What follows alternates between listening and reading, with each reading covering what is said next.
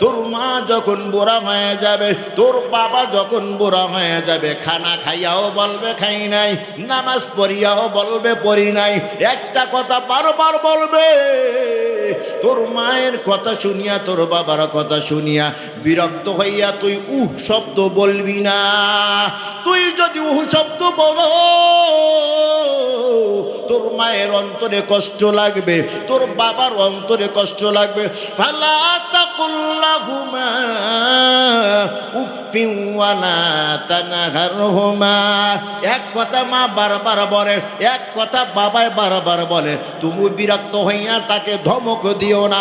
ওয়ালা তানহারহুমা, বিরক্ত হইয়া তুমি মাকে ধমক দিও না, বিরক্ত হইয়া তুমি বাবাকে ধমক দিও না। তাহলে তোমার মায়ের সাথে, তোমার বাবার সাথে তোমার আচরণ কেমন হবে?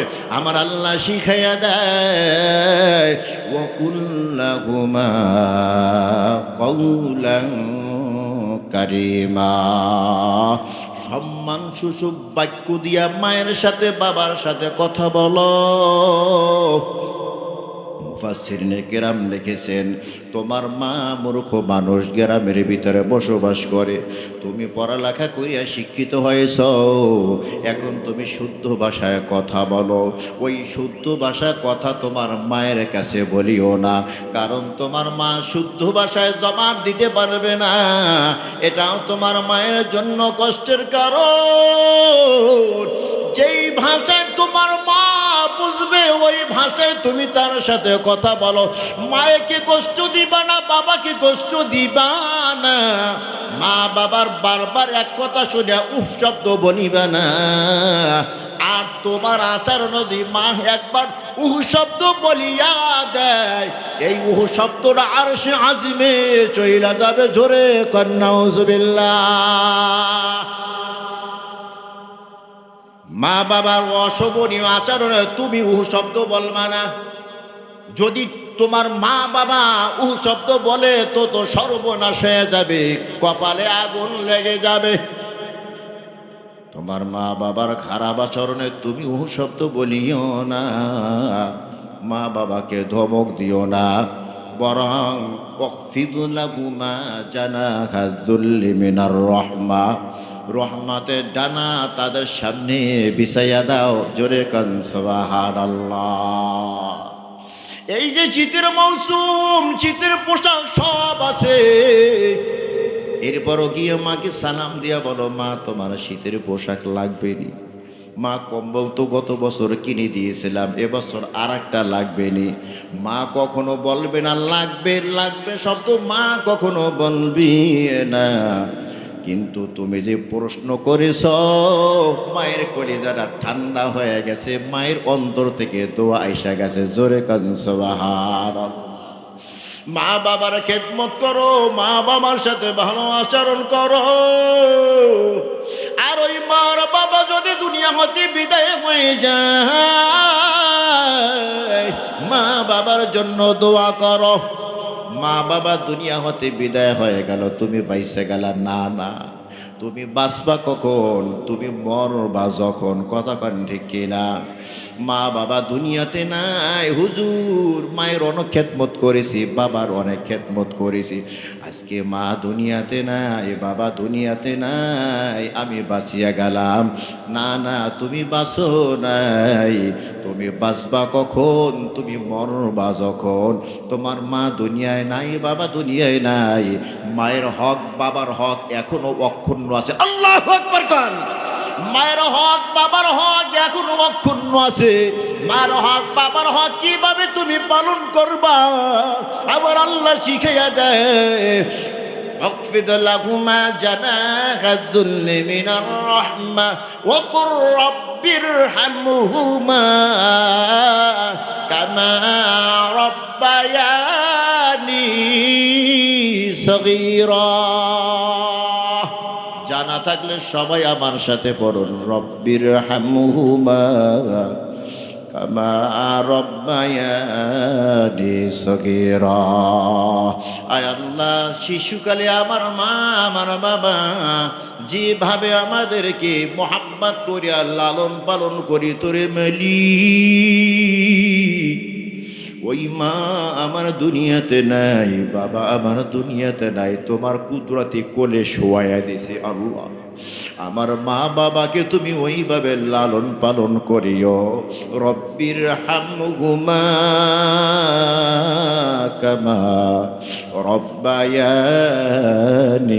সগীরা। জবান নারে সবাই বলেন রব্বির হামহুমা কামা রব্বায়ানি সগীরা। বলতেছিলাম আমার মা আমাকে গর্ভে ধারণ করার পর অনেক কষ্ট করেছে, অনেক কষ্ট। সন্তান যতই মায়ের পেটের ভিতরে বড় হয়, মা ততই দুশ্চিন্তাগ্রস্ত হয়ে যায়। কেন মা দুশ্চিন্তাগ্রস্ত হয়? এই সন্তান তো আমার একদিন প্রসব করতে হবে। সন্তান জন্ম দেওয়া এত কষ্ট, এত কষ্ট। অনেক মা সন্তান প্রসব করতে গিয়া দুনিয়া হতে বিদায় হয়ে যায়, কতক্ষণ ঠিক কিনা? সন্তান প্রসবের সময় মায়েরা মরে কি মরে না? আরো জোরে কান। ওরে মুসলমান, ইসলামী শরীয়ত আছে, কোন আল্লাহর বান্দা যদি দিন কায়েমের জন্য যুদ্ধের ময়দানে হাজির হয়, যুদ্ধ করতে করতে যদি মরিয়া যায়, ইসলামী শরীয়তে তাকে শহীদ বলা হয়, ঠিক কি না কান? আর যুদ্ধ করিয়া বিজয়ী পতাকা নিয়ে যদি বাড়িতে হাজির হয়, শরিয়াতে তাকে গাজী বলা হয়, কতক্ষণ ঠিক কিনা? ওরে মুসলমান ইমানদার, কোনো মা সন্তান প্রসব করতে গিয়ে যদি দুনিয়া গতে বিদায় হয়ে যায়, ওই মাকে শরিয়াতের পরিভাষায় শহীদ বলা হয়। সুবহানাল্লাহ, জোরে কর। আর কোনো মা সন্তান জন্ম দিতে গিয়া যদি জান নিয়ে বেঁচে থাকতে পারে, ওই মাকে শরিয়াতের পরিভাষায় গাজী বলা হয়। সুবহানাল্লাহ, জোরে কর। সন্তান মায়ের পেটের ভিতরে যখন বড় হয়, 8-9 মাস বয়স হয়ে গেল, সন্তানে হাত হইল, পা হইল, নাক হইল, কান হইল, চোখ হইল, মুখ হইল। এখন সন্তান খানা খাওয়ার উপযুক্ত হয়ে গেছে। কি খাওয়ার উপযুক্ত?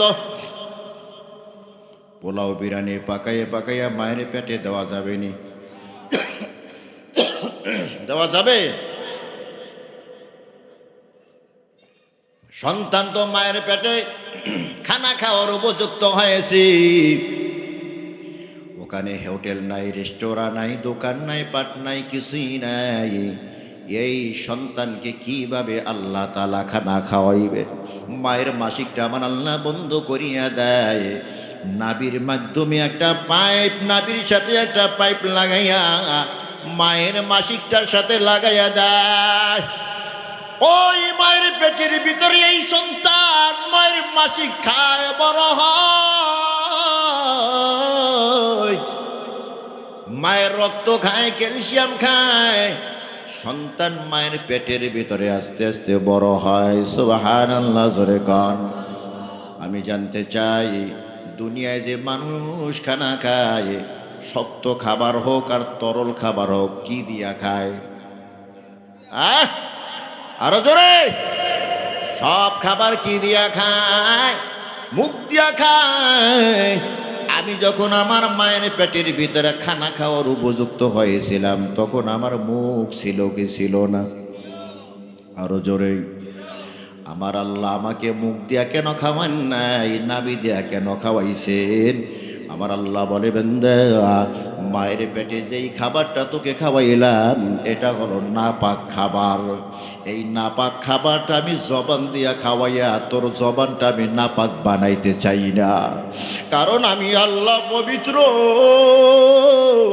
আমি আল্লাহর নাম পবিত্র। দুনিয়ায় গিয়া এই জবানটা দিয়া আমি মাওলা নামের জিকির করবি, এই জন্য আমি জবানটা তোর মায়ের পেটের ভিতরে পবিত্র রেখেছি। সুবহানাল্লাহ। আল্লাহ আল্লাহ আল্লাহ আল্লাহ আল্লাহ আল্লাহ আল্লাহ। সবাই মুখ খুলে নাই, সবাই আল্লাহ আল্লাহ আল্লাহ আল্লাহ আল্লাহ আল্লাহ আল্লাহ আল্লাহ আল্লাহ আল্লাহ আল্লাহ আল্লাহ আল্লাহ আল্লাহ আল্লাহ লা ইলাহা ইল্লাল্লাহু মুহাম্মাদুর রাসূলুল্লাহ। কিন্তু এর ঢাকার মুসলমান বড় আফসুস, বড় আফসুস, যেইখানে আমার আল্লাহ নাপাক খাবার এই জবানটা দিয়া না খাওয়া জবানটারে পবিত্র রাখলো। কেন এই জবানটা দিয়া আমি আল্লাহর জিকির করবি? আজকে দুনিয়াতে আইসা এই জবানটা দিয়া নাপাক খাবার খাইয়া জবানকে নাপাক বানিয়ে ফেলেছি। আজ দুনিয়াতে আইসা মিথ্যা কথা বলিয়া জবানটা নাপাক বানাইলাম। আজ দুনিয়াতে আইসা গীবত শিকার করিয়া জবানটাকে নাপাক বানিয়ে ফেলেছি। কথা গান ঠিক কিনা? ও মুসলমান ইমানদার, সন্তান মায়ের পেটের ভিতর রক্ত খায়, ক্যালসিয়াম খায়, সন্তান মায়ের পেটের ভিতরে হৃষ্টপুষ্ট বড় হয়। আর মা জননী আমার আস্তে আস্তে দুর্বল হয়ে যায়, নিস্তেজ হয়ে যায়। কতক্ষণ ঠিক কিনা? মায়ের চেহারাটা ফ্যাকাশে হয়ে যায়, মায়ের গালটা ভাঙ্গিয়া যায়। আস্তে আস্তে মা আমার দুর্বল। সন্তান প্রসবের সময় যখন হয়ে যায়, আমার জনম দুঃখিনী মা বান্ধবীদের কাছে গিয়ে বলে, এরে বান্ধবীদের দল, দীর্ঘদিন আমি তোদের সাথে গল্প গুজব করেছি, কত হাসি তামাশাই না করেছি। আমার সন্তান সম্ভাবনা জানি না, এই সন্তান জন্ম দিতে গিয়ে আমি বেঁচে থাকবো না মরে যাব। যদি আমি মরিয়াই যাই, তোরা আমাকে মাফ করিয়া দে।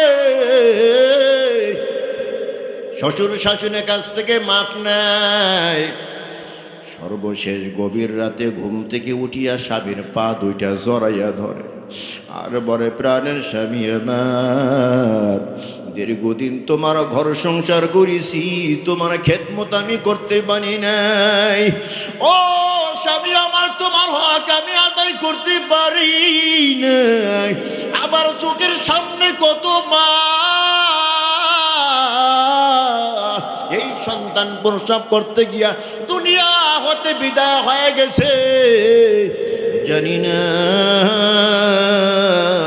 এই সন্তান প্রসব করতে গিয়া আমি বেঁচে থাকবো না মরে যাব। তোমার সাথে আবার আমি সংসার করতে পারবো কিনা জানি না। স্বামী তুমি আমাকে মাফ করে দাও।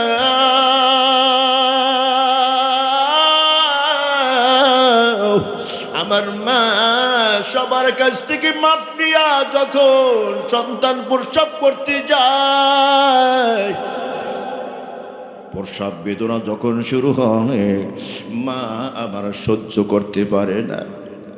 মা আমার চিৎকার দেয়। অনেক মা সন্তান প্রসব করতে গিয়া বেহুশ হয়ে যায়। অনেক মা কষ্ট সহ্য করতে না পেরে বান্ধবীদেরকে ডেকে বলে, বান্ধবীদের দল,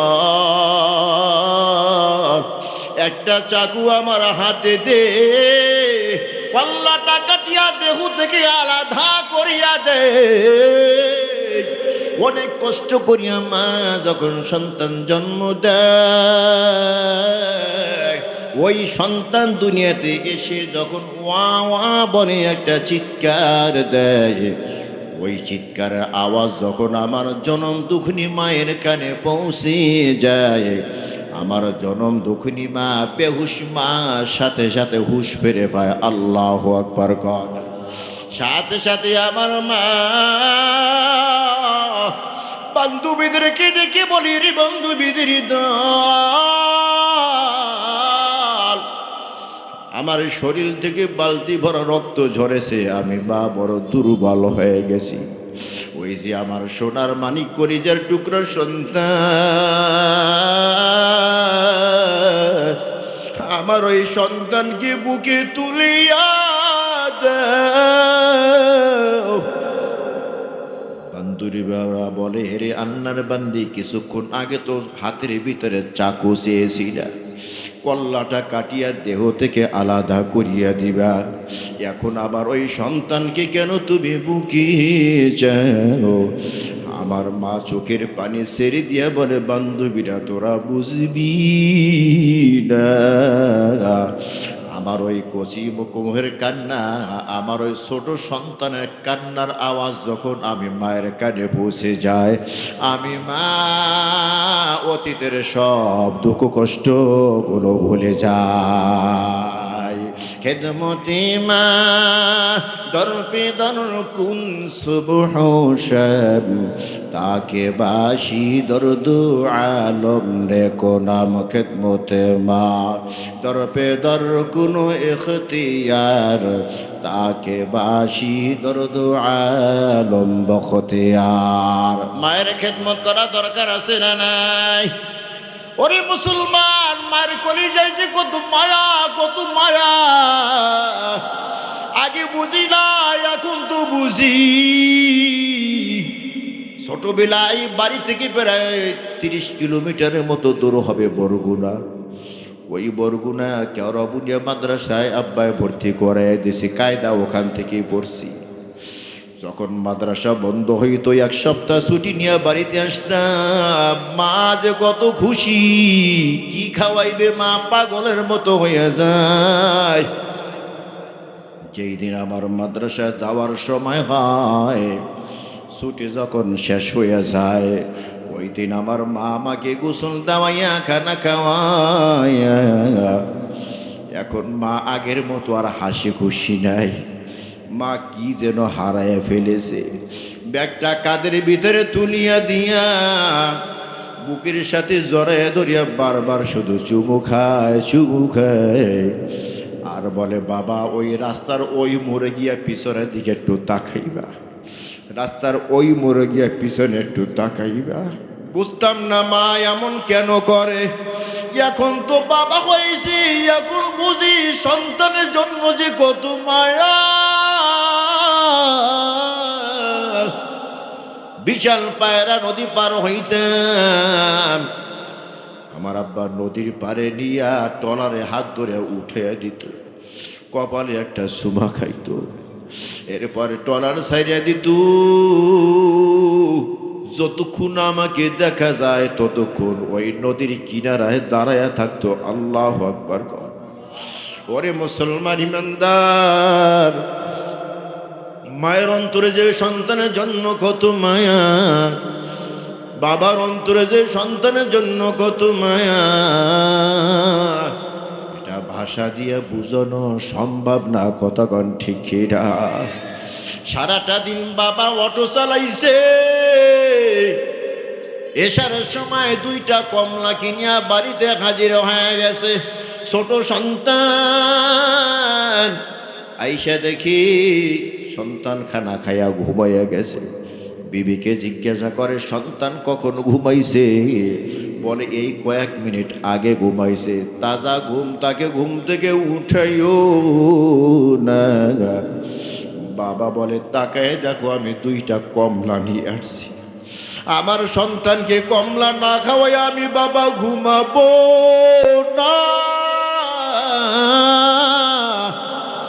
সন্তান কো টাটকা ঘুম, ঘুম কেটে উঠতে চায় না, বারবার সন্তানকে ডিস্টার্ব দেয়, মাথায় হাত দেয়, হাত ধরে নাড়া দেয়, পা ধরিয়া নাড়া দেয়। বারবার খোসাখুসি করতে করতে সন্তান যখন ঘুম থেকে জেগে যায়, সন্তানকে বুকের ভিতরে নিয়ে কোলে বসে কয়, দেখ বাবা তোর জন্য কমলা নিয়ে এসেছি। বাবা কমলা ছিঁড়ে ছিঁড়ে সন্তানের মুখে দেয়। সারাটা দিন এত কষ্ট করলো, নিজের মুখে 1 কোষ কমলা দেয় না। সন্তানকে কমলা খাওয়ায় এরপরে ঘুম পাড়ায় দেয়। কতক্ষণ ঠিক কিনা? মায়ের কলিজায় সন্তানের জন্য কত মায়া, বাবার কলিজায় যে সন্তানের জন্য কত মায়া, ভাষা দিয়া বোঝানো সম্ভব না। কতক্ষণ ঠিক কিনা? আজকে আমরা দাঁত থাকতে দাঁতের মূল্য বুঝি না। যাদের মা আছে, যাদের বাবা আছে, আমরা মা বাবার মূল্য জানি না, কদর বুঝি না। যার মা নাই, যার বাবা নাই, তার কাছে জিজ্ঞাসা করিয়া দেখো মা কত দামি, বাবা যে কত দামি। আমার তো বাবা দুনিয়াতে নাই, আব্বা বলিয়া কাউকে ডাক দিয়া মজা পাই না। যাদের বাবা নাই তারা জানে তাদের বুকে যে কত কষ্ট, যাদের মা নাই তারা জানে তাদের বুকে যে কত কষ্ট। কথা কান ঠিক কিনা? ওরে মুসলমান ইমানদার, এই জন্যই আমার আল্লাহ বলেন ওয়াসাইনাল ইনসান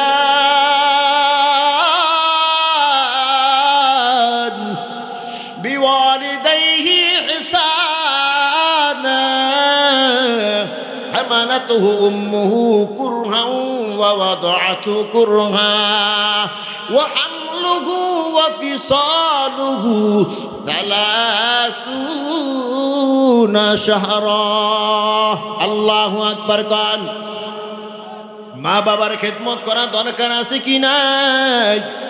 ওরে মুসলমান ইমানদার, আজকে তো অনেকে বিবাহর পর বউর কাছে মুরিদ হইয়া যায়। কার কাছে মুরিদ হয়? অনেক যুবক ভাই আছে বিবাহের পর বউর কাছে মুরিদ হয়। বউ যেভাবে বোঝায় সেইভাবেই সে বোঝে। কথা কান ঠিক কিনা? ওই বউয়ের বুঝ পাওয়ার পর মায়ের সাথে খারাপ আচরণ করে, বাবার সাথে খারাপ আচরণ করে, আছে কি নাই? ওই তো গতকাল এক আল্লাহর বান্দী ফোন দিয়া বলে হুজুর 5টা বছর পর্যন্ত আমার সন্তান বিদেশে থাকে, একদিন আমাকে মা বলিয়া ডাক দেয় নাই। ছোটবেলা ওর বাবা মরিয়া গেছি, আমার রূপ যৌবন সব কিছুই ছিল। এই সন্তানের দিকে তাকাইয়া আমি দ্বিতীয় আর এক জায়গায় বিবাহ বসি নাই। আমার রূপ যৌবন সব এই সন্তানের মুখের দিকে তাকাই আমি বিসর্জন দিলাম।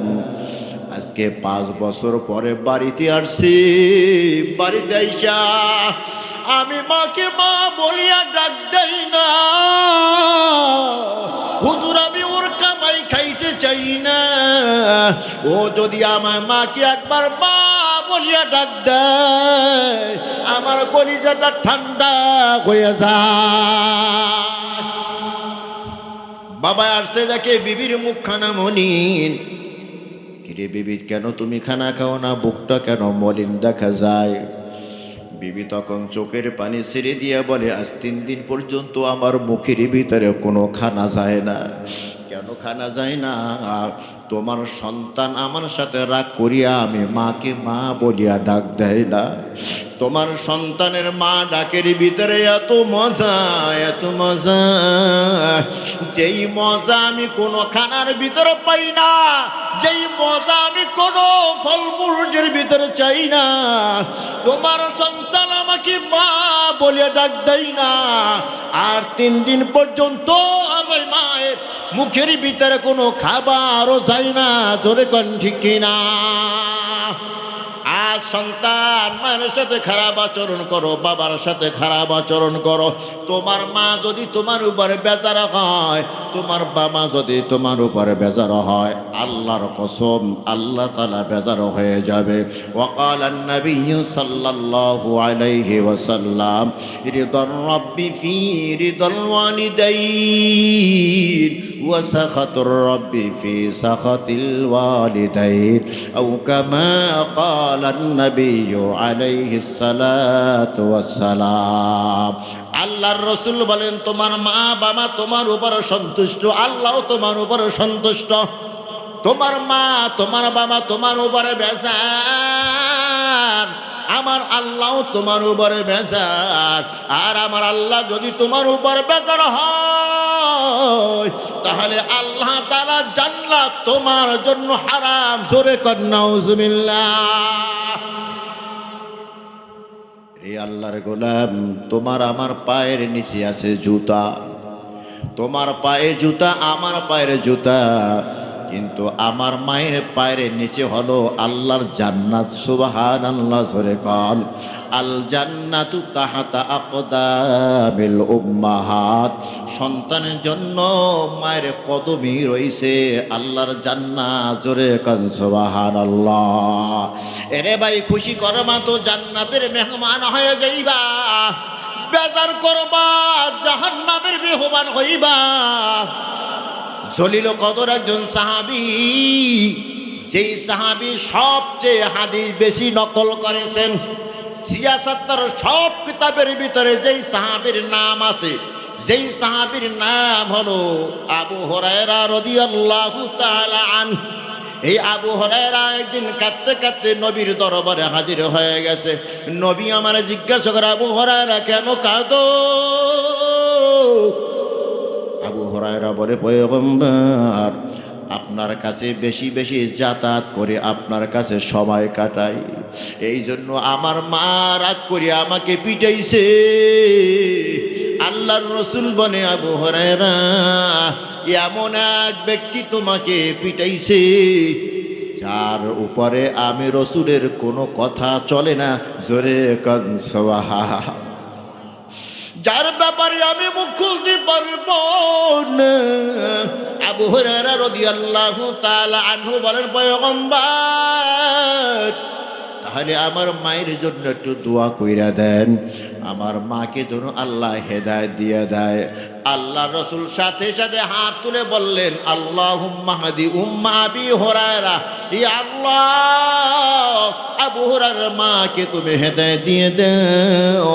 আবু হুরায়রার মায়ের জন্য আমার নবী হেদায়েতের দোয়া করেছেন। আবু হুরায়রা একটা দৌড় বাড়ির দিকে ছুটছে।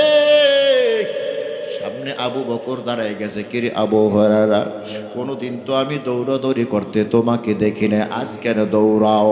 আবু হুরায়রা বলে, নবীর সাহাবী, তাড়াতাড়ি আমাকে ছাড়িয়া দাও, আমার মায়ের জন্য আমার রসুল দোয়া করেছে, আমি দেখতে চাই আমার রসুলের দোয়া আগে পৌঁছে নাকি আমি আবু হুরায়রা দৌড়ে বাড়িতে আগে যাইতে পারি। সুবহানাল্লাহ। আবু হুরায়রা বলে, আমি দৌড়াতে দৌড়াতে বাড়ির দরজায় গিয়ে যখন হাজির হইলাম, ভিতর থেকে আমার মা বলে, আবু হুরায়রা আসো। আমি গোসল দিয়া পবিত্রতা অর্জন করে রেডি হইয়া দাঁড়াই আছি। চল নবীর দরবারে আমাকে নিয়ে চল, নবীর দরবারে গিয়া কালিমা পইরা আমি মুসলমান হয়ে যাব। জোরে কন সুবহানাল্লাহ। ওরে মুসলমান ইমানদার, মা যতই খারাপ আচরণ করুক না কেন, মার সাথে তুমি খারাপ আচরণ করতে পারবা না। বাবা যতই খারাপ আচরণ করুক না কেন, বাবার সাথে তুমি খারাপ আচরণ করতে পারবা না। ওয়াকালান নবিয়্যু সাল্লাল্লাহু আলাইহি ওয়াসাল্লাম, মান আসবাহা মুতিআন লিল্লাহি ফি ওয়ালিদাইহি আসবাহু লাহু বাবান মাফতুহান মিনাল জান্নাহ ইন কানা ওয়াহিদান ফাওয়াহিদা ওয়া মান আসবাহা আসিয়ান লিল্লাহি আসবাহা লাহু বাবান মাফতুহান মিনান নার ইন কানা ওয়াহিদান ফাওয়াহিদা। আল্লাহর রাসূল বলেন, যদি তুমি মা বাবাকে খুশি রাখতে পারো, জান্নাতের দুইটা দরজা তোমার জন্য খোলা। মা বাবা যদি তোমার উপরে বেজার হয়, জাহান্নামের দুইটা দরজা তোমার জন্য খোলা। জোরে কর নাউজুবিল্লাহ। মা বাবাকে খুশি করো, আল্লাহ খুশি হয়ে যাবে। আজকে মা বাবাকে খুশি না করিয়া পীরকে খুশি করতে যায়, আছে কি নাই? আরো জোরে কন। সারা বছরে মাকে 5 কেজি গরুর গোস্ত কিনিয়া খাওয়ায় না, পীর বাবার দরবারে গরু নিয়া দৌড়ায়, আছে কি নাই? যেই পীর বাবার দরবারে তুমি গরু নিয়া দৌড়াও, ওই পীর বাবা যদি তোমার জন্য দোয়া কইরা দেয়, 50-50 কবুল হইতেও পারে, নাও হইতে পারে। কতক্ষণ ঠিক কিনা? কিন্তু পীরের কাছে না দৌড়িয়া মায়ের কাছে যদি দৌড়াও, দোয়ার জন্য বাবার কাছে যদি যাও, তোমার জন্য যদি তোমার মা দোয়া কইরা দেয়, তোমার বাবা দোয়া কইরা দেয়, 100% তোমার দোয়া আল্লাহর আরশে আজিমে চইলা যাবে। সুবহানাল্লাহ, জোরে কর। এই জন্য মা বাবার খেদমত করো, মা বাবার খেদমত করো, মা বাবার সাথে ভালো আচরণ করো। আজকে আমাদের সমাজের অনেক মানুষ আছে এত খাটে কিন্তু অভাব দূর হয় না, অভাব দূর হয় না। অনেক সময় এসে বলে, হুজুর এত কষ্ট করে সংসারের অভাব দূর হয় না। জিজ্ঞাসা করি, মা আসেনি, বাবা আসেনি? বলে হ্যাঁ মা আছে, বাবা আছে। কোথায় থাকে? বলে মা বাবা আলাদা থাকে, আমরা আলাদা থাকি। চিন্তা গবেষণা কইরা দেখলাম, খোঁজ লয়ে দেখলাম, ওই বান্দার সাথে, যুবকের সাথে মায়ের সম্পর্ক ভালো না, বাবার সম্পর্ক ভালো না। এই জন্য এত খাটে, এত কষ্ট করে, সংসারে অভাব দূর হয় না।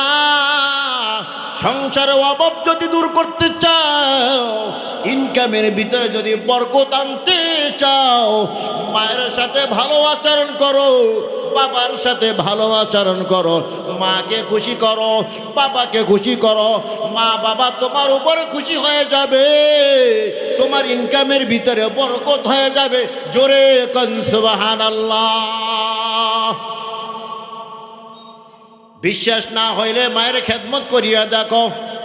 ইমাম গজালি রহমাতুল্লাহি আলাইহি এত বড় ইমাম, এত বড় একজন হাদিস বিশারদ কিভাবে হইল?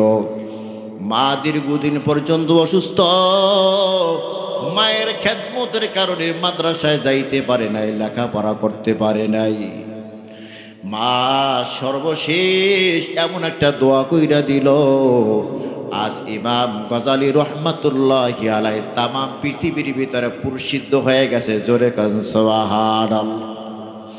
মায়ের খেদমত করো, বাবার খেদমত করো, মার কাছ থেকে দোয়া নাও, বাবার কাছ থেকে দোয়া নাও।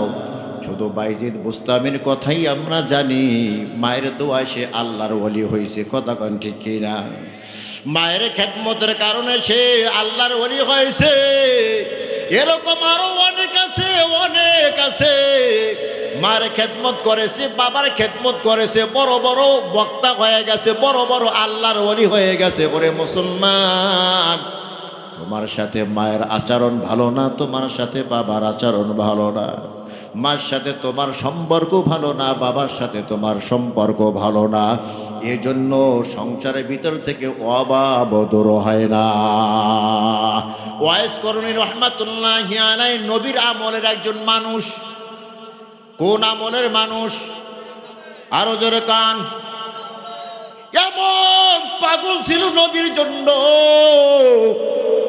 যখন ওয়াইসুল করণীর কানে গেল, আমার নবীর একটা দান মোবারক শহীদ হয়ে গেছে, সাথে সাথে নিজের একটা দাঁত পিটে ভেঙে ফেলেছে। নবীর দাঁত নাই, আমার দাঁত আমি মুখের ভিতরে রাখবো না। আল্লাহু আকবার কর। আবার চিন্তা করে, নবীর দাঁত কোনটা ভাঙছে তা তো জানি না, আর একটা ভাঙছে। এভাবে নবীর মুহাব্বতে সব দাঁতগুলো ভেঙে ফেলেছে। ওয়াইস করণী রহমাতুল্লাহি আলাইহি নবীর কাছে একটা চিঠি লিখেছেন, পয়গম্বর আপনাকে আমার একটা নজর দেখতে মনে চায়। ইমানের সাথে নবীকে এক নজর দেখতে পারলে কত দামি হয়ে যায়। তার নাম হয়ে যায় সাহাবী। আর সাহাবীদের জন্য খোঁজ খবর হলো তারা জান্নাতের মেহমান। জোরে কান সুবহান। ওগো পয়গম্বর, আপনার দরবারে আমার আসতে মনে চায়, আপনার খেদমত করতে মনে চায়। আপনাকে যদি আমি একটা নজর দেখতে পারতাম, তাহলে আমি তো সাহাবী হয়ে যাইতাম, আমার জন্য জাহান্নামের আগুন হারাম হইয়া যাইত। পয়গম্বর, তবে আমার ঘরের ভিতরে বৃদ্ধা মা আছে, আমি যদি আপনার খেদমতে হাজির হয়ে যাই, আমার মায়ের খেদমতে ত্রুটি হয়ে যাবে। এখন আমি কি করতে পারি? আল্লাহর রাসূল চিঠির জবাব দিয়েছেন, ওয়াইসুল করণী আসা দরকার নাই, আমার দরবারে আসা লাগবে না, আমার খেদমত লাগবে না, সাহাবী হওয়া লাগবে না, তোমার মায়ের খেদমত করতে থাকো।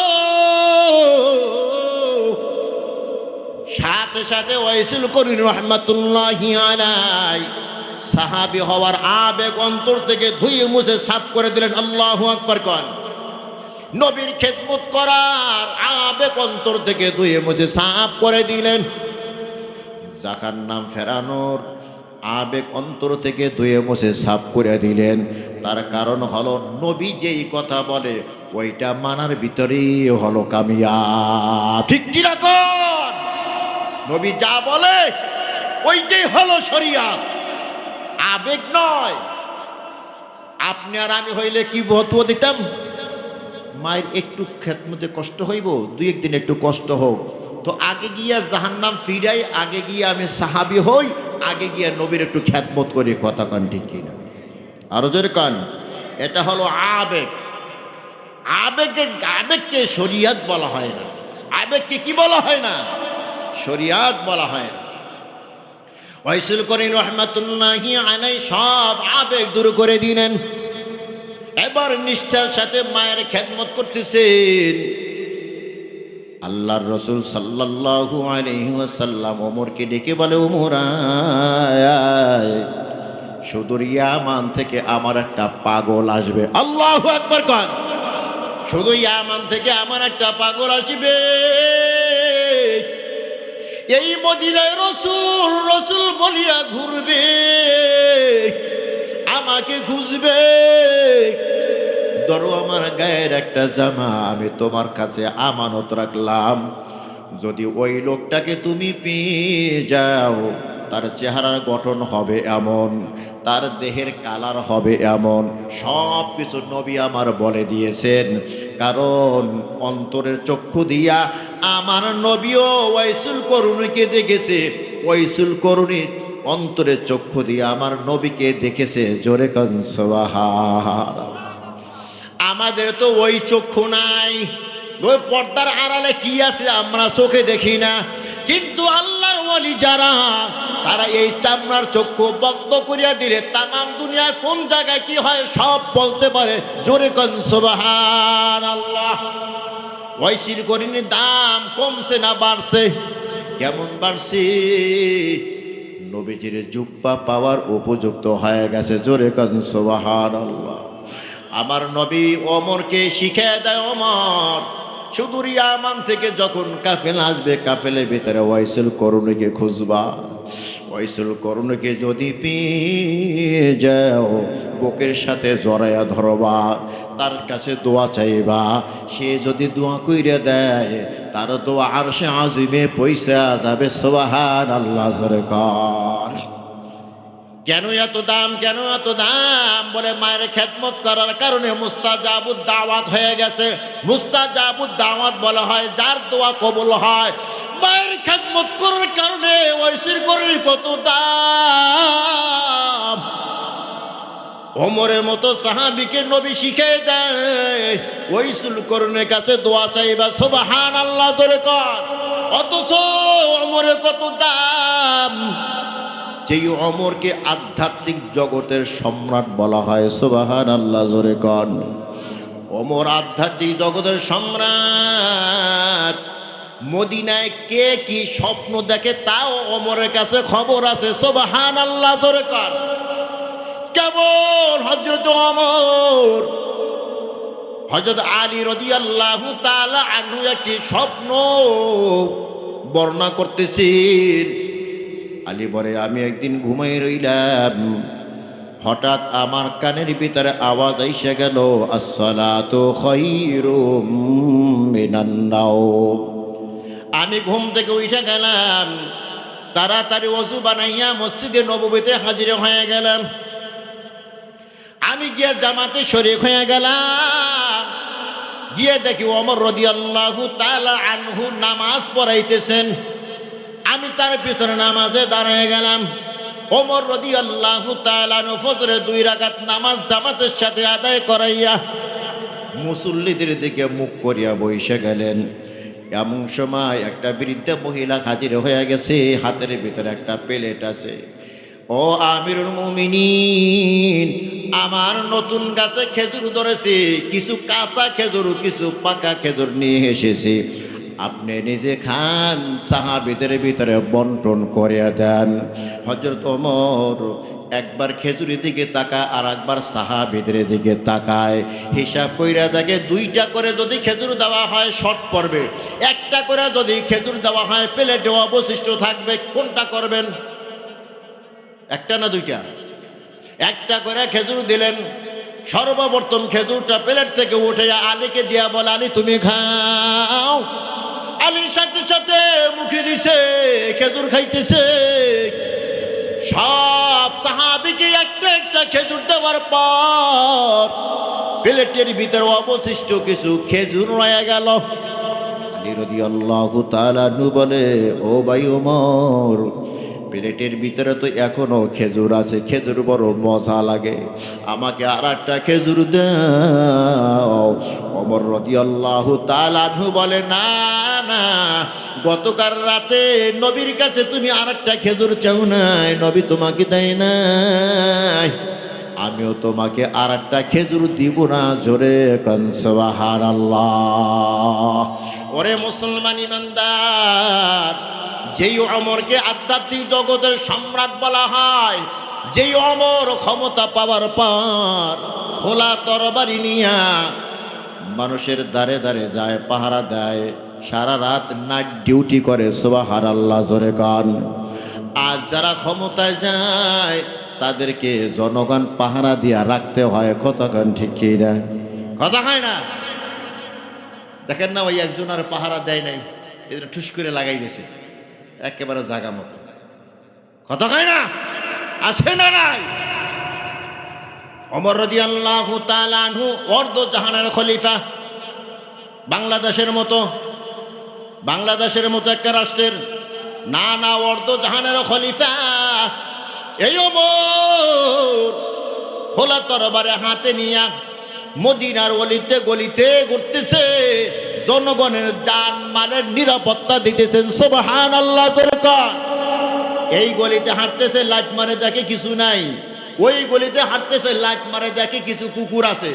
ওই গলিতে হাত মারে, লাইট মারে দেখে কিছুই নাই।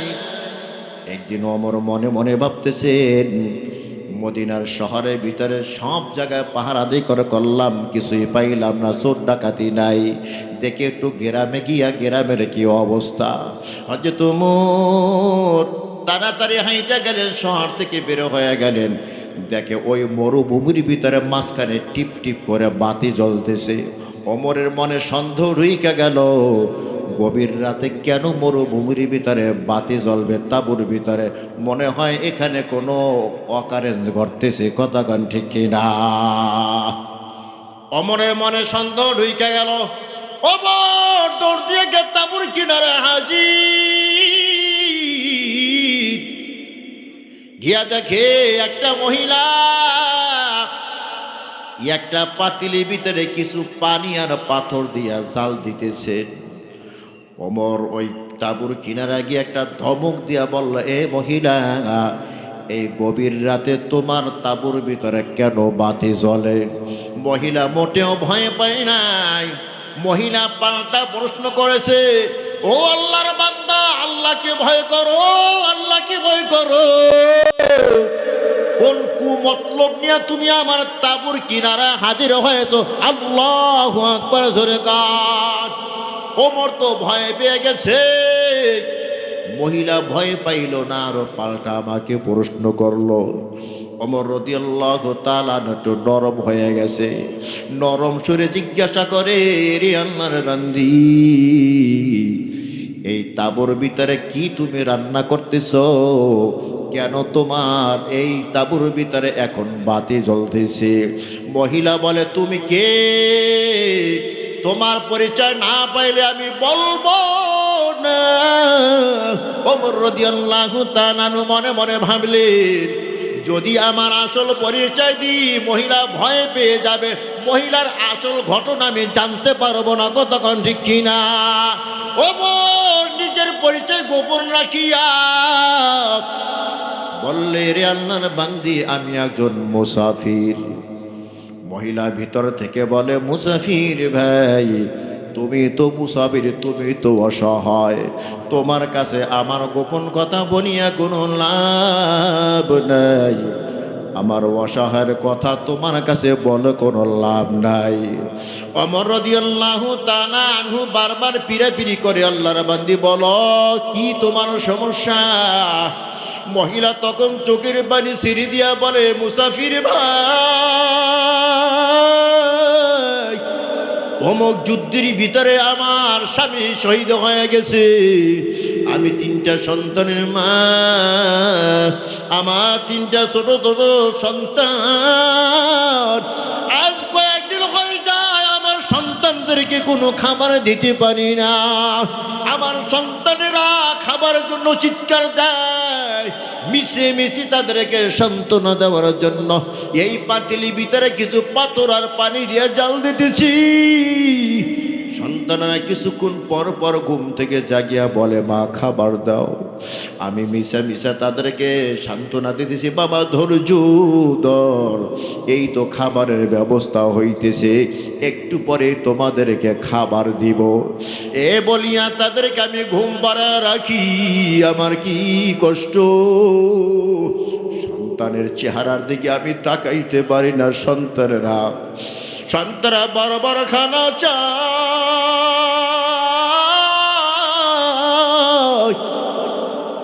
মহিলা আবেগ আর ধরে রাখতে পারি নাই, সাথে সাথে বললেন, মুসাফির ভাই, আল্লাহর কসম, আল্লাহর কসম, আল্লাহর কসম, আমার একটা সন্তান যদি না খেয়ে মারা যায়, আমাদের কঠিন মুসিবতের সময় ওমরের গলায় গামছা লাগাইয়া টেনে টেনে আমি হাসরের মাঠে আল্লাহর আদালতে হাজির করে দেব। আল্লাহু আকবার কর। যখন শুনছে ওমরের গলায় গামছা লাগাই আল্লাহর আদালতে হাজির করে দেওয়া হবে, ওমর সাথে সাথে নরম হয়ে গেল। আর প্রশ্ন কর, এরে আল্লাহর বান্দি, ওমর তো বিশাল একটা রাষ্ট্রের দায়িত্বে আছে, অর্ধজাহানের খলিফা। তোমার এই মরুভূমিতে আইসা হয়তো ওমর তোমার খবর নিতে পারে নাই, তোমার এই দুর্দশার খবর হয়তো বা ওমর জানে না, তবে তুমি কেন ওমরকে জানাইলা না? মহিলা কত বড় বিচক্ষণ শিক্ষিত মানুষ, মহিলার সাথে সাথে বলল, এরে মুসাফির ভাই, তুমি কি নবীর সাহাবী নাও? তুমি কি শোনো নাই নবী বলেছেন যে খেলাফতের দায়িত্ব পাবে, 5টা মৌলিক দায়িত্ব সে পালন করবে, খাদ্য, বস্ত্র, শিক্ষা, চিকিৎসা, বাসস্থান, এই 5টা মৌলিক চাহিদা জনগণের সে পূরণ করবে। আমি কেন ওমরের কাছে যাব গো? ওমর কেন আমার কাছে আসলো না? ওমরে গলায় গামছা লাগাইয়া আমি হাসরের মাঠে আল্লাহর আদালতে আসামির কাঠ গড়ায় দাঁড়া করাই দেব। জোরে কান আল্লাহু আকবার। ওমরের ভিতরে কম্পন শুরু হয়ে গেছে, ওমরের ভিতরে কম্পন শুরু হয়ে গেছে, থরথর করে ওমর কাঁপতেছে। কার আদালতে দাঁড়া করাইবে? আরো জোরে কান। আল্লাহর আদালতে দাঁড়া করাই দেবে। ওমরের ভিতরে কম্পন শুরু হয়ে গেছে। কিভাবে আল্লাহর আদালতে দাঁড়াবো গো? ওরে মুসলমান ইমানদার, তাড়াতাড়ি ওমর রাদিয়াল্লাহু তাআলা আনহু মদিনায় চলে গেলেন। ফিরে আইসা বলে, খাদ্যমন্ত্রী কই?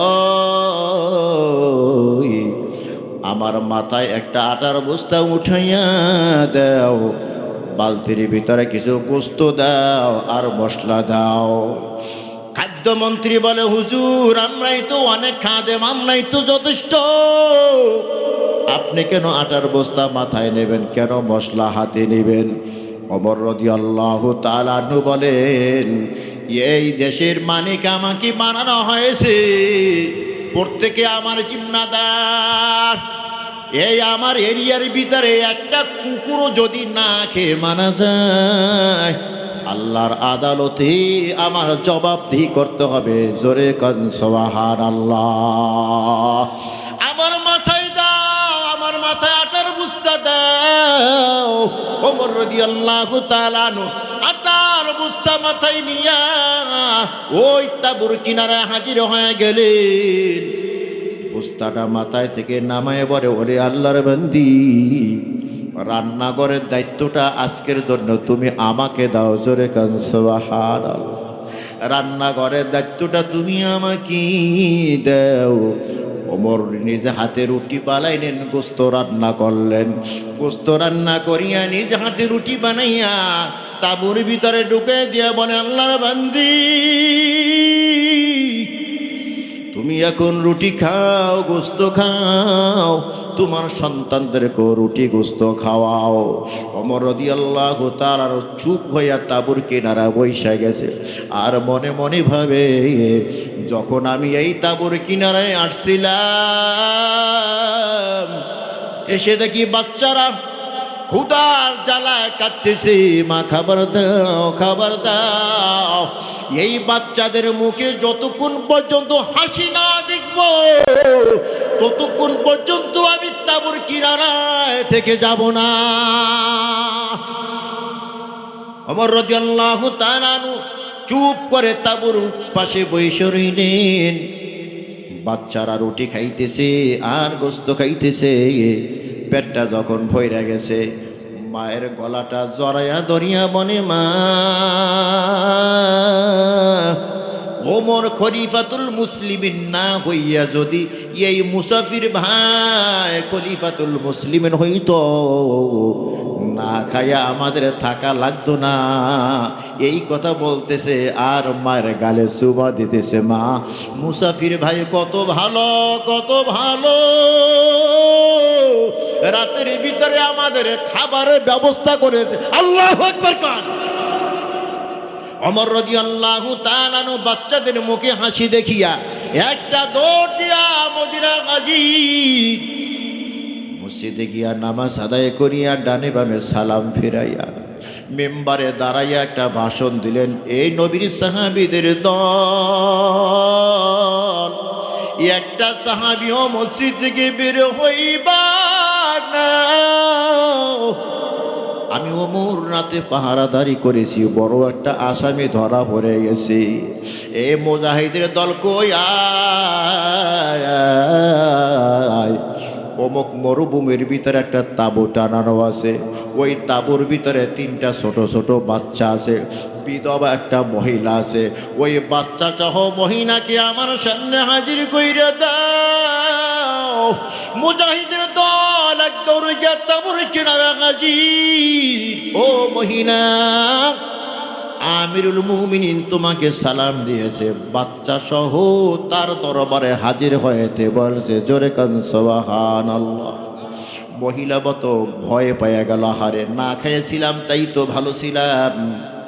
ওই যে মুসাফির ভাই আইসা রাত্রে খাবারের ব্যবস্থা করে দিল। আমি যে বলেছিলাম আমার একটা সন্তান না খেয়ে যদি মারা যায়, আমিরুল মুমিনিন ওমরের গলায় গামছা লাগাইয়া আল্লাহর আদালতে হাজির করে দিব। মুসাফির ভাই আমার উপকার করেছে ঠিক, তবে এই কথাটা গিয়া আমিরুল মুমিনের কাছে জানাই দিছে, তার গলায় গামছা লাগাইয়া আমি আল্লাহর আদালতে হাজির করব। ওমরে যে করা মেজাজ, আমি তো আর বাঁচতে পারবো না। সন্তান একটা কোলে নিছে আর একটা হাত ধরা বলে, চল বাবা চল। কিছুদিন আগে তো বাবা হারাইছো, আজকে তুমি মা কেউ হারাইবা। মায়ের চেহারা আর দেখিবা না। একটা কদম সামনে দেয় আর একটা কদম পিছনে দেয়, ভয়ে ভয়ে আস্তে আস্তে হাঁটতেছে। হাঁটতে হাঁটতে যখন মসজিদে নববীর সামনে হাজির, ওমর রাদিয়াল্লাহু তাআলা মেম্বারে দাঁড়ায় গেলেন আর বলে, নবীর সাহাবীরা গো, মসজিদের মাঝখানে রাস্তা বানাইয়া দাও, মহিলাকে আমার সামনে হাজির কইরে দাও। সাহাবীদের ভিতরে কান্নার আওয়াজ। এই মহিলা জানি কোন কুকর্মে রত ছিল, আমিরুল মুমিনের কাছে ধরা পড়ে গেছে। আমিরুল মুমিনের মেজাজটা এত গরম, এত গরম। ওই তো মেহরাবের ভিতরে তরবারি আছে, তরবারি এনে একটা কল্লার উপর আঘাত দিয়া মহিলা কল্লাটা ফালাইয়া দিবে। সব সাহাবীরা কান্দে। মহিলা তখন ভয় ভয় মসজিদের ভিতরে ঢুকতেছিলেন। ওমর রাদিয়াল্লাহু তাআলা আনহু মেম্বার থেকে নিচে নেমে গেলেন।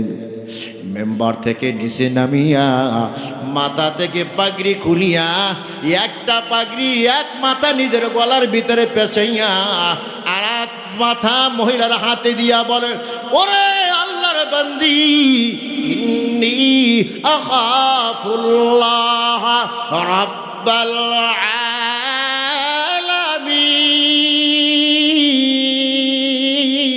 আলামিন। হলকে দারাত খৌফে হকদর দিল মদম জন্নাতুল মাওয়াদে হাদউরা মাকাব। ওরে আল্লাহর বান্দি, আল্লাহর আদালত বড় কঠিন এক আদালত। ওই আদালতে দাঁড়াবার মতো ক্ষমতা আমি ওমর রাখি না। বিচার আল্লাহর আদালতে দরকার নাই, দুনিয়াতেই বিচারটা কইরেন। আল্লাহু আকবার কর। বিচারটা দুনিয়াতেই কইরা না। পাগড়ির এক মাথা আমার গলায় বাঁধলাম, আর এক মাথা তোমার হাতে দিলাম। মদিনা শহরে শহরে আমাকে ঘুরাও আর চিৎকার দিয়া পাবলিককে জানিয়ে দাও, ক্ষমতা পাওয়ার পর জনগণের যে খবর রাখে না, ক্ষমতা পাওয়ার পর জনগণের যে খোঁজ খবর নেই না, তাকে এভাবে বেইজ্জতি করা হয়। তার গলায় গামছা লাগাইয়া দুনিয়ায় তাকে ঘোরানো হয়, তাকে বেইজ্জতি করা হয়। ও মুসলমান ইমানদার, যে ওমরের কথা বলতেছিলাম, যাকে আধ্যাত্মিক জগতের সম্রাট বলা হয়, মদিনায় কে কি স্বপ্ন দেখে এ কথা ওমর জানে। সুবহানাল্লাহ, জোরে কান। এই ওমর রাদিয়াল্লাহু তাআলা আনহুকে আমার নবী বলে, ওমর, আমার ইন্তেকালের পর সুদূর ইয়ামান থেকে আমার একজন আশিক কোনোদিন আমাকে দেখি নাই, আমার মোহাব্বাতে পড়িয়া দান্দান মোবারক শহীদ করে ফেলেছে। ওই ওয়াইসিল করিনি যদি হাজির হয়, তার কাছে অন্যায় বিনয় কইরা দোয়া চাইবা। সে মুস্তাজাবুদ দাওয়াত, তোমার জন্য যদি দোয়া করিয়া দেয়, আর দোয়া সরাসরি আরশে আজিমে পৌঁছা যাবে। জোরে কান সুবহানাল্লাহ।